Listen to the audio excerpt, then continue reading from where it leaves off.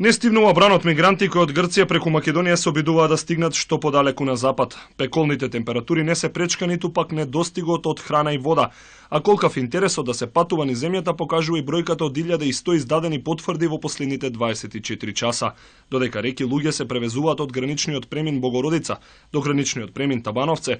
Јужниот сосед полека најавува дека инфраструктурата не може да се справи со илјадниците мигранти кои пристигнуваат на бреговите на Грција. Грчкиот премиер Алексис Ципрас поитната владина седница испрати остра порака до Брисел. Сега е време да видиме дали Европската унија е Европска унија на солидарност или Европска унија во која секоја земја се обидува да си ги заштити сопствените граници. Германија јавно призна дека се обидува да ги одвраќа барателите на азил, но и оние од Балканот. Идеите на Германија во моментов се движат од укинување на помошта за бегалците до упатувајќи кон одделни кампови за притвор на бегалци од обесхрабрувачки медиумски кампањи во нивните матични земји. Стравувањето на Црвениот крст е дека кризата нема да запре, туку ќе се засилува, тоа значи нов бран бегалци. За сега во Македонија парична помош од 200.000 евра доби само Црвениот крст, и тоа за помош на 4.000 бегалци. Земјата очекува распределба и на ветените 8,5 милиони од ЕУ, од кој не се знае колкав дел ќе добие Македонија.